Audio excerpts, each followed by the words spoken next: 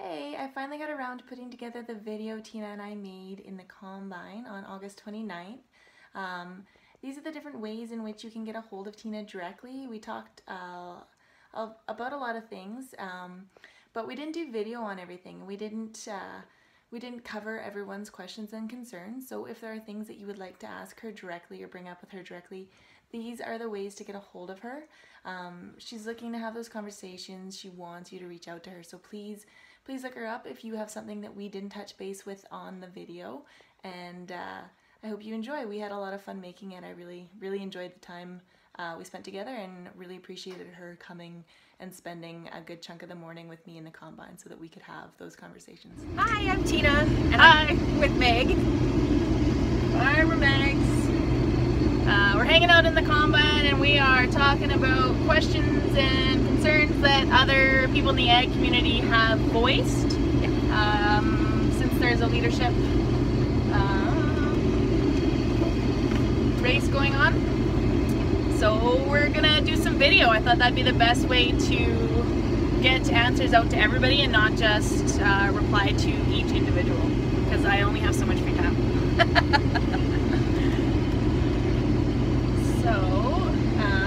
So one of the first questions that that we talked about was about the carbon tax. Yes. A lot of people are interested in the carbon tax. I would say that pretty much all of your Saskatchewan Party leadership candidates are going to be against the carbon tax. You know, we understand the important role that farming and mining industries play in this province, resources industries. We have carbon sequestration, we have Boundary Dam 3. Premier Brad Wall has done just a tremendous job in advocating against the carbon tax, and I don't think there's going to be a Saskatchewan Party leadership candidate who is not going to continue in that role. So we will all do that. I think one of the things that I'm particularly interested in is the carbon sink that agriculture provides. And so that's something that I'm going to be thinking a little bit about. Megs and I have had some conversations about how we might boil that into really good messages that people on Twitter can use to advance this conversation. And so that's one of the questions that we'd like to answer for you. Yeah, we were talking about maybe putting some stats together so that people like myself or whoever could have access to some information regarding what agriculture's role in the carbon sink is, and then we can use that in our own social media discussions. I know there's been conversations that I haven't jumped into because I don't feel like I have enough facts or information to kind of put myself out there, and I might be sticking my foot in my mouth. So I thought maybe if we could get some stats that we could use, then maybe as ag we could put our voices a little louder in why we're against this. Yeah, and you know, also, you know, with the election of President Trump and some of the discussions around NAFTA, I think the ag community can play a really important role in advancing, I think, some education and awareness around this issue that perhaps, you know, he doesn't have. And so I think there's some really important opportunities there to get some messaging out. Hi, we're back.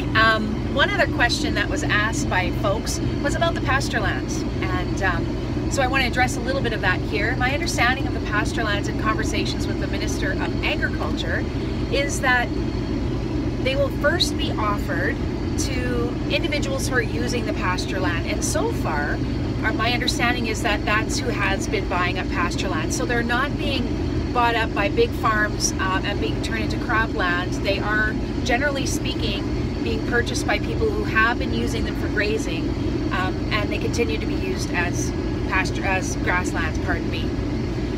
Do you know if anybody, probably not, but do you know if any of those people would still be interested in grazing them out, or would the Minister for Pasture Land be able to know that? Yeah, I think the Minister of Agriculture, Lyle Stewart, will be able to best answer that.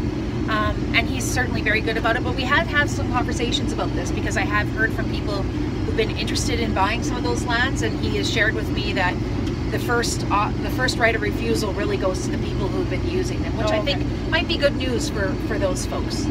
Yeah, and it's nice to hear that in that case that ecosystem is going to be protected then, if it is being kept natural grassland and then not broke into cropland.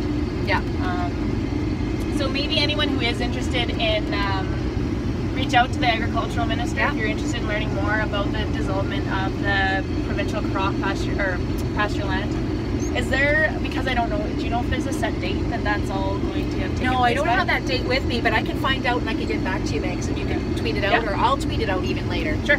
Yeah. I can show that. You can find me at Tina Beaudry-Mellor on Twitter, and I will tweet it out if I find the answer, and I'll hashtag it with Ag Chat. Perfect. Yeah, and I can retweet. This video is also going to end up on Facebook and Twitter, so hopefully it gets out there. And if you are looking to get a hold of Tina, you can definitely reach out to me and I can pass on her how to find her. Yeah, or you can also, like I said, find me on Twitter, and we'll be launching a full website this week as well. So there'll be, I'll be able to drive you to that. It should be under votetina.ca is what our website will be. Okay, we found a better angle. All about hair elastics. We were just going to touch base. I know there's a lot of farmers up in Cool Lake that are really concerned with how they can move forward and how the government's going to play a role in that. So we wanted to, instead of answering questions, I'm going to turn over to Tina because she's got a better idea.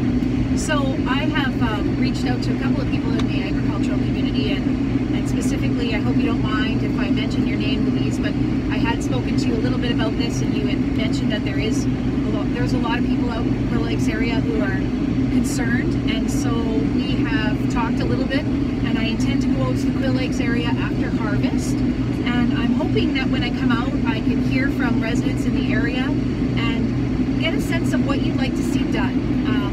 You know, sometimes government has its own ideas about things, but I think this whole part of this whole renewal thing is that we go out and we listen to people who usually have some pretty good ideas about what solutions are already, and so that's my plan. So I'm going to be out to you in the Quill Lakes area shortly after harvest, and so I will be working on that plan with Louise, with who I believe most of you know if you're on Twitter, in the next little bit. So you're thinking something along like a town hall setup where everyone can show up and do questions? Absolutely, and you know, a lot has been made in the media about divisions amongst the candidates. I'm going to tell you I disagree with that. I think probably if I say to my colleagues who are also running in this leadership race, hey guys, I'm going to go out to Quill Lakes and hear from the people there, I bet you a lot of my other leadership candidates will be interested in coming out as well. And I'm telling you now, Twitterverse, I will put that invitation out to them if they are interested. So that's a great idea. So we will definitely come out and have a listen to what some of you folks have to say. Awesome. You know, as most of you know, there's a leadership race going on right now for the Saskatchewan Party. I have to say it's going to be impossible to replace Premier Brad Wall. He's, you know, I've been watching politics a long time. I taught political science at the university, and I've been involved with the party. I chaired the last convention, actually, the last party convention, and emceed the last Premier's dinner. So if you were there, I might have seen you. But you know, this is an opportunity, I think, for renewal. It's an opportunity. You know, nobody's going to fill his shoes. We're all going to do the best we can to continue on the things that have worked well for us. A lot of our economic policies have worked really well for us. One thing that we might want to have another look at is insurance, and we'll come back to that. I think I've heard a lot of concern in my constituency office about that, and many of you had concerns that you wanted to share with Megs on that, so we'll come back to that. But in order to get involved in this race, yes, you need a Sask Party membership. So you need to go onto the Sask Party website, and you can buy a membership for $10. Anyone over the age of 14 can also buy a membership. So their membership is $5. We will have a leadership convention on January the 28th in Saskatoon, and we will have anywhere between 4 and 6 leaders debates between now and that time. Okay. So if you want to be able to choose the next Premier of the province and the next leader of the Saskatchewan Party, I would urge you to just take a minute and go online at www.saskparty.com and become a member, renew your membership, or get a membership if you don't have one already. And then if you can't make it to the actual leaders convention, you will be able to even vote online. But so voting would take place at the convention? Voting will, so some of it may take place at the convention, but you will be able to mail in a ballot. Okay. And do you have to be a member of the party for a certain amount of time before you can vote? Yes, so you will want to buy your membership sooner than later. you'll have to have been a member for at least 60 days. Oh, okay. So this will prevent people from just jumping in at the end and trying to influence the outcome of the election. You have to be kind of a stakeholder in the party, right? Okay, so, yeah, that makes sense. Yeah, and so for a lot of you, I don't know about many of you, but I have kids that are 15 that are pretty politically astute, and so many people might have kids that are that age, and I think it's important if we think about the next generation of young people coming up into adulthood, they get a say in this as well. So if they are a member of 14, they can vote? Yes, they can. So wow, that's amazing. Even if they can't come to convention, they can actually mail in their ballots along with yours, and they can have a say in who will be the next premier of the province. I think that's just great, right? Oh, it's a great way to get kids involved. Well, sure, and we need to have more young people involved in politics. So I encourage you all to get involved. Hey, so one of the concerns that I have, and I know a lot of people have voiced that concern to me as well, is insurance, farm insurance. Having a program in place that is that works for all farmers, but also for young farmers starting out. Premiums cost a lot. We have so much overhead that our pie keeps getting cut up, and especially putting the PST onto the insurances, that's just another increase to that bill. Last year in our area we had insane amount of rain. It really affected our crops. We had just a horrible year. We had good yields, but a lot of it was full of disease. We couldn't reuse our seed. We were put in a really tough position, and it was actually really, really hard to be able to farm again this year. And it was sad. We had 3 insurances in place, well, 4 technically, and even with payouts for what we were eligible with, we didn't come close to coming up with the amount of money we needed to cover our operating costs. So, yeah, I understand when people are concerned about insurances, and so we were talking about that. There's a way to move forward that we can create a better provincial crop insurance program, and maybe look at agri-stability, see if there's a way to make it a little more user-friendly. We don't have 5 years of data, and so we're not really eligible for the program, which sucks. So this is something that I've heard a lot about, not just from the agricultural community, but I've also heard a lot about people who are buying life insurance policies. It's an issue also for succession planning, obviously, right? So when people, I think, do the responsible thing and they want to have an insurance policy to make sure their family is looked after, I think that comes into jeopardy when you have to think about all the insurance premiums. And so in my view, I'm feeling a little bit like, and these are early conversations, of course, and I'm feeling a little bit like the young farmer gets unduly penalized, because not only is the life insurance policy of an older farmer, for example, in jeopardy for someone who's trying to look after their family, but then you have this layered effect on a young farmer starting out, and you add to that the 5 years of data that you need, and it makes it really difficult for young people to get into farming. So I think this is something that we need to have another look at.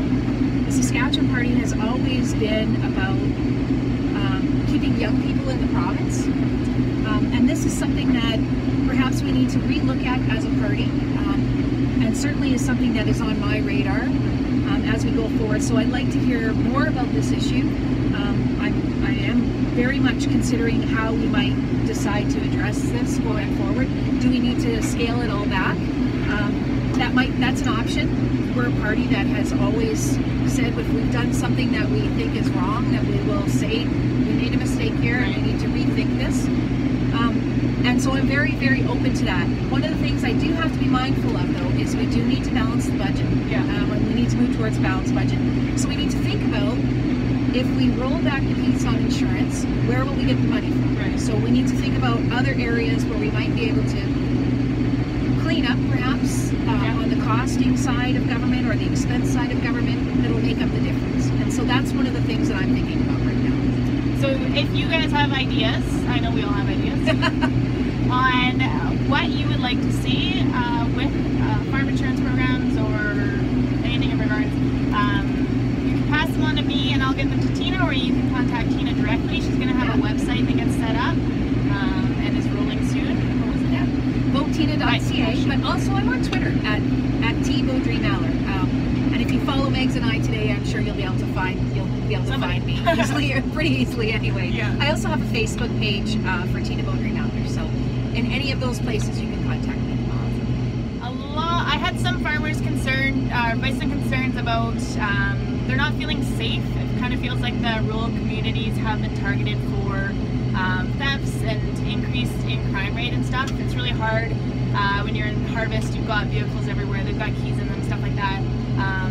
You want to feel safe. I know there was farmers last year that actually had they were armed in their combines because of stuff going on. So we kind of wanted to talk about that. And I actually heard on the radio that they've you guys have been doing, there's a program you're working with SGI, and you probably know more about it than I do, but the program is in place to actually address those concerns and increase the amount of police presence in the rural areas. Yeah. So let me just say a couple things about this. We've really heard a lot on this issue in the last number of months. The Premier struck a rural crime task force. And so a number of caucus members led by Herb Cox from the Battleford have been going around the province and hearing more about this issue. You know, when I sat on the cabinet, I'm a former cabinet minister, I had to step down, of course, to be in this leadership race. And even around the cabinet table and our caucus tables, actually, more so around our caucus tables, lots of members of our own caucus have had run-ins with crime on their properties, because we have, about 50% of our caucus is of rural members. Oh, okay. So they all have a story about this as well. So we've gone out and we've done some consultations. We've had some conversations with the RCMP, and last week the former, I guess, Minister of Justice and Attorney General announced a rural crime strategy, and so we will be increasing police presence.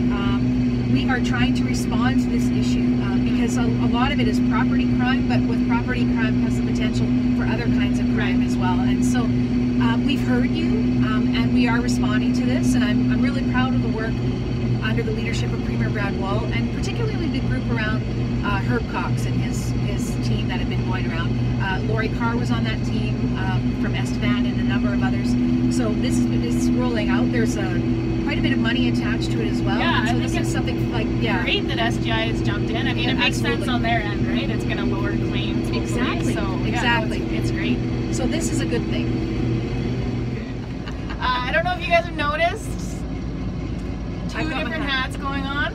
Yeah, so I've been noticing that some of you have really given Megs a hard time about her brim. So I thought I would wear my hat today, and I crushed it together as much as possible, but I still don't think it's perfect, but it is more curved than There's a lot Meg's. more curve. Yeah, I also want to say just a couple things about this hat, because I think it's pretty cool. It's from Prairie Pride, and it's a locally owned company out of Saskatoon.